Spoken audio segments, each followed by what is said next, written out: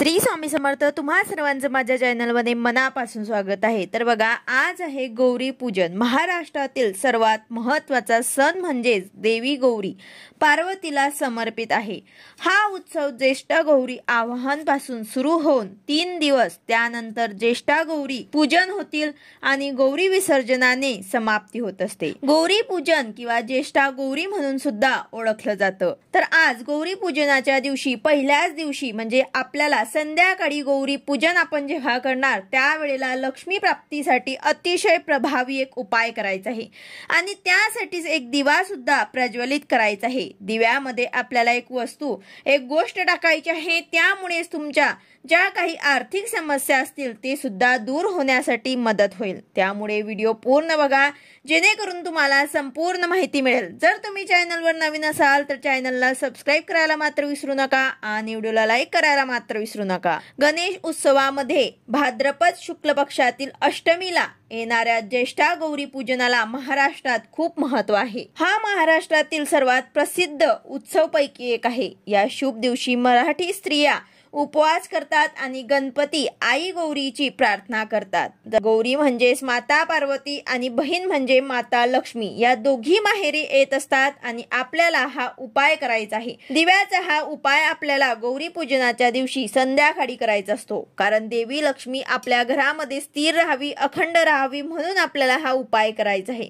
कारण ती चंचल आहे, एका जागी ती स्थिर राहत नाही आणि गौरी लक्ष्मी पूजन आपण त्यावेळेस करतो त्यावेळेस आपल्या घरामध्ये साक्षात महालक्ष्मीचा आगमन होत असतो आणि त्यावेळेला केलेली सेवा उपवासाने ती आपल्यावरती प्रसन्न होते। ती आपल्या घरामध्ये स्थिर अखंड नांदू लागते।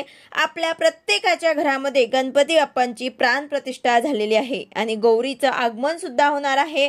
आता ज्यांनी गणपती बसवला नसेल, त्यांच्या घरी गणपती बाप्पांची स्थापना झाली नसेल किंवा गौरीचं आगमन सुद्धा होत नसेल तरी सुद्धा तुम्हाला हा उपाय करायचा आहे। प्रत्येकाला हा उपाय करायचा आहे। जरी तुम्ही गणपती गौरी बसवत नसाल तरी सुद्धा हा शुभ मुहूर्त वर्षातून एकदाच येत असतो। जरी तुम्ही गौरी घरामध्ये बसवत नसाल तरी तुमच्या देव्हाऱ्यासमोर बसून हा उपाय तुम्हाला करायचा आहे।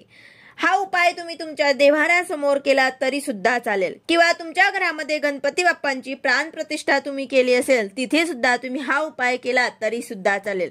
लक्ष्मी प्राप्तीसाठी अतिशय प्रभावी उपाय आहे। त्यामुळे तुम्हाला हा उपाय नक्कीच तुमच्या घरात करायचा आहे। तुम्ही देवघरात बसून करा किंवा मग गणपती बाप्पा जिथे बसवला असेल तिथे करा। बऱ्याच जणांच्या आर्थिक समस्या असतात, घरामध्ये पैसा येतो पण तो टिकत नाही, कोणत्या ना कोणत्या मार्गे तो बाहेर जात असतो। त्यात आजारपण असतील, विनाकारण असलेला खर्च असेल तर घरामध्ये पैसा टिकून राहावं, स्थिर राहावं। जेवढा पैसा घरामध्ये असेल तो स्थिर राहावं, कायम टिकून राहावं, पैशांची चणचण कधीही भासू नये यासाठी प्रत्येकाने हा उपाय ज्येष्ठ गौरी पूजनाच्या दिवशी म्हणजे आज संध्याकाळी दिवे लागणीच्या वेळेस करायचा असतो। तर यासाठी आपल्याला एक दिवा घ्यायचा आहे, यामध्ये शुद्ध गाईचे तूप टाकायचे आहे। कारण लक्ष्मी प्राप्तीसाठी आपण ज्या वेळेस उपाय करतो त्यावेळेस शुद्ध गाईच्या तुपाचाच आपण वापर करत असतो।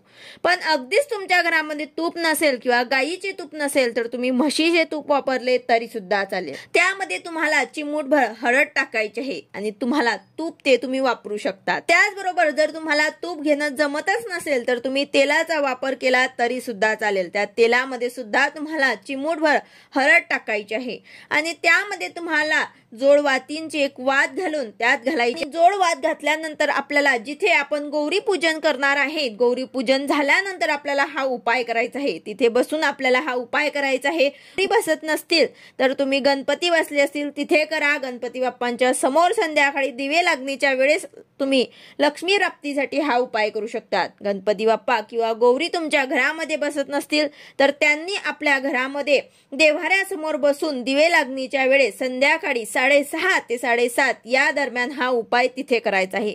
तर सांगितल्याप्रमाणे तुपाचा तुम्हाला एक दिवा घ्यायचा आहे आणि हा दिव्यामध्ये तुम्हाला वात घातल्यानंतर तुम्हाला एक गोष्ट टाकायची आहे, ती म्हणजे एक वेलची तुम्हाला यामध्ये टाकायची आहे।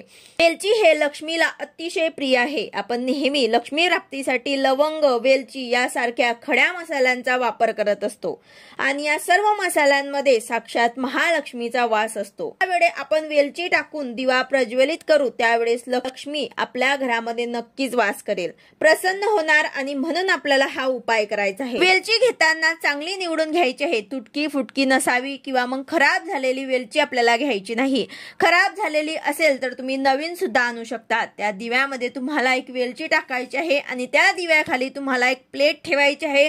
प्लेटमध्ये तुम्हाला अख्खे तांदूळ टाकायचे आहे थोडेसे आणि तांदळांवरती हळदी कुंकू वाहून घ्यायचं आहे आणि त्या आसनावरती तुम्हाला हा दिवा लक्ष्मी प्राप्तीसाठी प्रज्वलित करायचा आहे। दिव्याचं तोंड हे महालक्ष्मीकडे असावं किंवा गणपतींसमोर करत असाल तर गणपती बाप्पांकडे दिव्याचं तोंड करायचं आहे आणि देवघरात बसून करत असाल तर देवांसमोर देवांकडे येईल अशा प्रकारे तुम्हाला दिव्याची वात करायची आहे।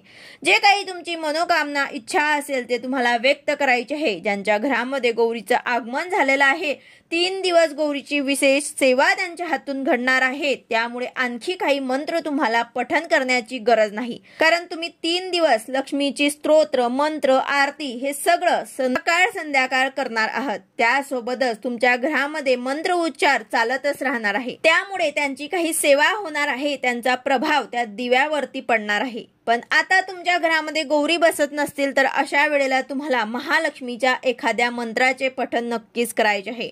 तुम्ही महालक्ष्मी अष्टकमचं पठण करू शकतात किंवा कमलात्मक मंत्राचे 16 वेळा नक्कीच तुम्हाला पठण करायचं आहे। जमलं तर पूर्ण एक माळ 108 वेळा करा किंवा मग तुमच्याकडे वेळ नसेल तर तुम्ही 16 वेळा कमलात्मक मंत्र म्हटला तरी सुद्धा चालेल। 16 वेळा तुम्हाला पठण करू शकतात। महालक्ष्मीचं अतिशय प्रिय असणारा हा मंत्र तुम्हाला नित्यसेवेमध्ये मिळून जाईल। मनोभावे देवी लक्ष्मीकडे तुम्हाला प्रार्थना करायची आहे, घरामध्ये स्थिर राहावं अखंड राहावं यासाठी तुम्ही मनोभावे लक्ष्मीकडे प्रार्थना करून तुम्हाला हा दिवा शक्यतो रात्री 12 पर्यंत सुरू ठेवायचा आहे किंवा संध्याकाळी दिवे लागणीच्या वेळी तुम्हाला थोडा वेळ तरी सुरू ठेवायचा आहे। नंतर आता दिव्यामध्ये घातलेलं त्या वेलचीचं काय करायचं तर लक्ष्मी प्राप्तीसाठी आपण हा उपाय केला आहे तर तिला तुम्ही प्रसाद म्हणून ग्रहण करू शकतात किंवा तिजोरीमध्ये सुद्धा तुम्ही ठेवू शकतात, कारण लक्ष्मी प्राप्तीसाठी त्यावरती सेवा झालेली आहे। तुमच्या घरामध्ये लक्ष्मी स्थिर राहावी यासाठी आपण हा उपाय केलेला आहे, त्यामुळे त्या वेलचीला तुम्हाला तिजोरीमध्ये ठेवायचं आहे आणि परत पुढच्या वर्षी जेव्हा तुम्ही हा उपाय करणार तेव्हा नवीन वेलची घ्यायची आहे आणि ही निर्माल्यात टाकायची आहे। त्याचबरोबर जे तांदूळ आपण घेतले आहे दिव्याखाली ते सुद्धा तुम्हाला तांदळाच्या डब्यात टाकायचे आहे। तर अशा प्रकारे आज संध्याकाळी न चुकता सर्वांनी अतिशय प्रभावी उपाय आहे, अगदी साधा आणि सोपा उपाय आहे। आपण दिवे लागणीच्या वेळी आपल्या घरामध्ये दिवा तर लावतच असतो, तर त्यामध्ये तुम्हाला एक वेलची टाकायची आहे आणि खाली आसन द्यायचं आहे तांदळांचं आणि त्याचबरोबर लक्ष्मी माताच्या स्तोत्रांचे मंत्रांचे आपल्याला जप करायचं आहे। व्हिडिओ आवडला असेल तर लाईक करा, शेअर करा, सबस्क्राईब करा। भेटूया अशाच नवीन व्हिडिओ सोबत। श्री स्वामी समर्थ।